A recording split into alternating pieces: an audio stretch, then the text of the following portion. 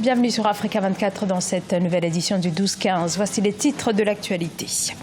Offensive diplomatique du Rwanda alors que le pays fait l'objet d'une série d'attaques dans la région du sud-ouest. Pour le chef de la diplomatie rwandaise, il n'y a pas lieu de s'inquiéter de la situation sécuritaire.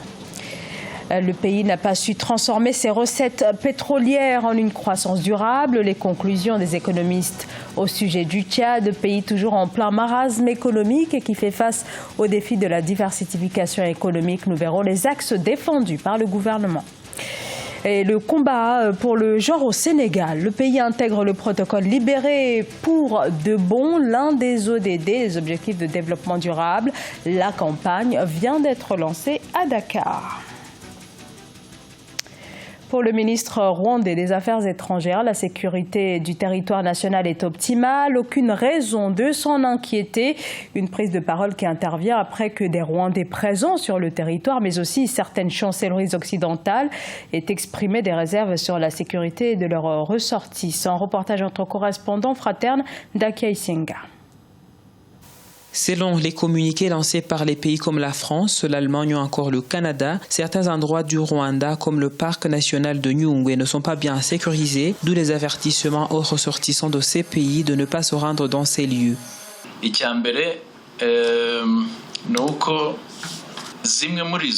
Il faut bien comprendre que quelques-uns de ces avertissements sont basés sur les rumeurs qui ont été propagées par quelques rebelles. Quelquefois, ces rebelles disaient à tort dans les médias étrangers qu'ils contrôlaient quelques localités du Rwanda et que les touristes ne devraient pas s'y rendre. Tout cela était faux.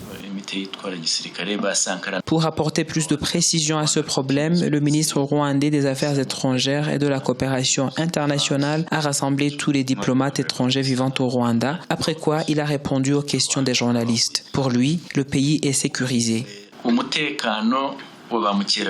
Tout d'abord, la sécurité au Rwanda est bien assurée.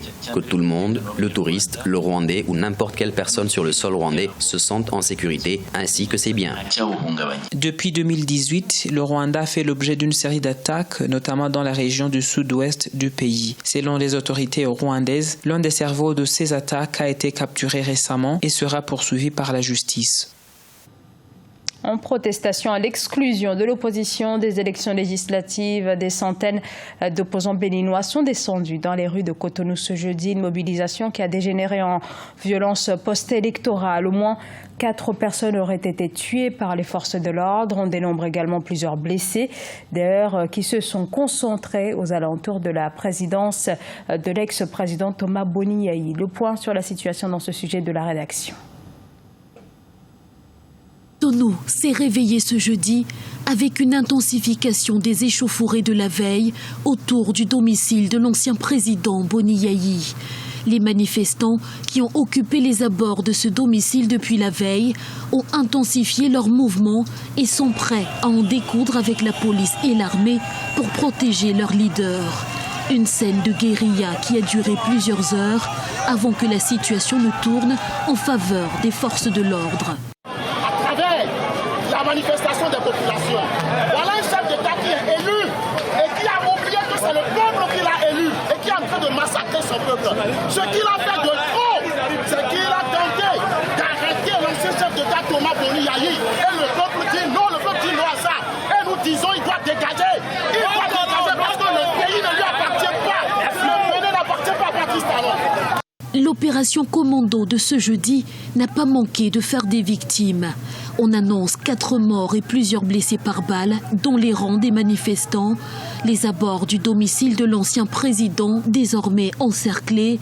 Les manifestants tenus bien à distance, ce qui s'apparente à une assignation à résidence.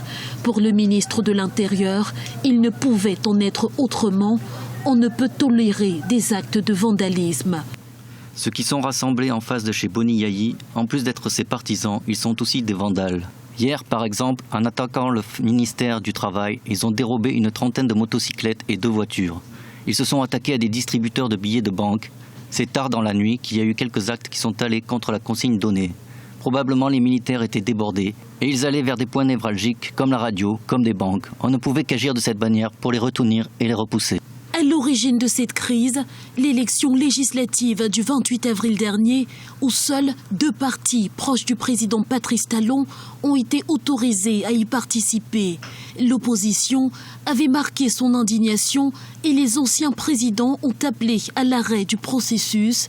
Quelle sera la réponse de l'exécutif face à cette situation? La réponse dans les prochains jours. L'économie tchadienne toujours au bord de l'asphyxie. Le Tchad fait face à une grave crise économique avec des finances publiques au plus bas.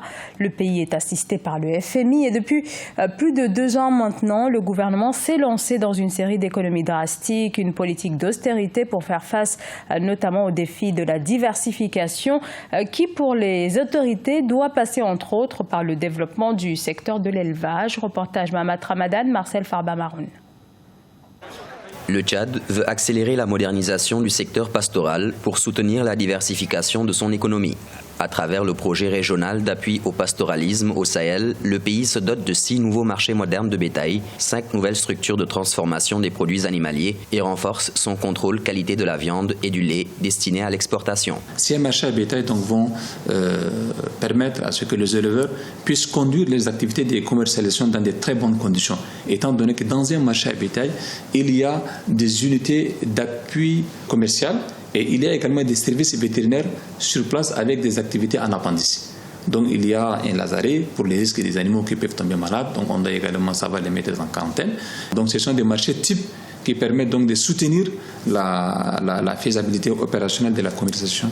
Grâce aux nouvelles structures de commercialisation, le Tchad veut réduire les risques sécuritaires liés à l'exportation du bétail sur pied vers les pays voisins comme le Nigeria et le Cameroun. Mais pour les experts, pour une production de qualité supérieure, le pays doit miser sur la santé animale. Nous sommes dans une logique actuelle où au Tchad, on construit des industries de transformation des produits animaux, mais la recette qui doit parvenir dans ces unités de transformation des produits animaux attend de nous un cheptel sain, attend de nous un cheptel d'un état d'embonpoint acceptable et qui puisse être concurrentiel sur le marché international.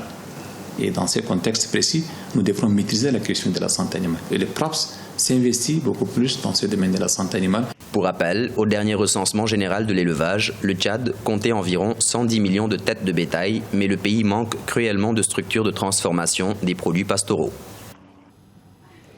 Aux Comores, le dernier bilan du cyclone Kenneth fait état de 5 morts et de plus de 40 000 sinistres. Et une semaine après la catastrophe, c'est une population qui se retrouve à présent dans le désarroi. Les dégâts sont considérables sur l'archipel et sur place, les associations de bénévoles sont mobilisées. C'est un sujet de la rédaction. Ici, des toitures arrachées et des arbres qui jonchent les routes. Et un peu plus loin, des installations électriques endommagées. Rares sont les villes de l'archipel à avoir été épargnées par le cyclone Kenneth, passé sur les Comores dans la nuit du 24 au 25 avril. Il a fait au moins 5 morts, 182 blessés et plus de 40 000 personnes sinistrées, principalement sur cette île de la Grande Comore. Ici, les bénévoles des associations tentent de mettre en place un plan d'aide d'urgence avec comme première cible les femmes enceintes et les enfants. Il y a eu l'association Moroni-Nour qui m'a contacté pour venir entreprendre cette action avec un chèque de 1 000 € qui m'ont envoyé, avec qui on a pu faire les achats à AGK. Ces associations, l'unique aide à laquelle les sinistrés ont accès. La population déplore le peu d'implication des autorités officielles. Le gouvernement qui a acté en Conseil des ministres une cotisation obligatoire de 10% sur les salaires des fonctionnaires. Cette enveloppe d'urgence serait la contribution de tous les fonctionnaires de l'État et de tous les employés des entreprises d'État en hauteur de 10% de leur salaire qui sera mis à la disposition pour les urgences. Ponctionner les salaires des fonctionnaires. La décision a provoqué l'indignation des Comoriens des 3 îles. Levée de boucliers également de la diaspora pour qui, au lieu de précariser davantage ses salariés du public, l'État devrait revoir les hauts salaires du chef de l'État et de ses ministres. Le Sénégal emboîte le pas du Kenya dans l'adoption et la mise en œuvre de la campagne Libérée pour de bon. Plus de 460 organisations y sont impliquées et plus d'une cinquantaine au Sénégal. Objectif relever le défi de l'égalité femmes-hommes. Deogracias Podo. Né d'un engagement universel à œuvrer pour le changement en faveur des filles et des femmes dans l'ensemble des objectifs de développement durable, la campagne Deliver for Good, dans sa formule nationale, a été lancée jeudi 2 mai 2019 à Dakar au Sénégal. Nous nous sommes donné vraiment l'objectif de mener cette campagne-là systématiquement auprès de nos autorités, faire le plaidoyer pour que les ODD puissent être sensibles au genre, la mise en œuvre des ODD puisse prendre en compte les intérêts des femmes et des filles et que systématiquement que les filles et les femmes soient au centre de notre développement. Engagé aux côtés des organisations de la société civile, le gouvernement sénégalais a également consenti des efforts pour améliorer les conditions de vie des filles et des femmes sénégalaises qui jouent un rôle crucial dans l'atteinte des objectifs de développement durable. Les femmes et les filles forment plus de la moitié de la population du Sénégal. Si on veut atteindre nos objectifs dans les délais requis, il faut qu'elles aient accès à l'éducation. Évidemment, la santé, c'est évident. Mais également, dans le cadre de leurs activités économiques, elles doivent accéder aux ressources énergétiques, financières, à la terre également. Et ça, nous sommes là pour le rappeler. Lancée en 2016, la campagne Deliver for Good met l'accent sur les répercussions positives de l'investissement au profit de la gente féminine à travers le monde. Les différents acteurs impliqués entendent stimuler le changement au niveau communautaire et national, notamment en Afrique et particulièrement au Sénégal. Ce journal a été réalisé par l'ensemble de la rédaction. Merci de votre fidélité. Dans un instant, une nouvelle édition de l'actualité sur Africa 24.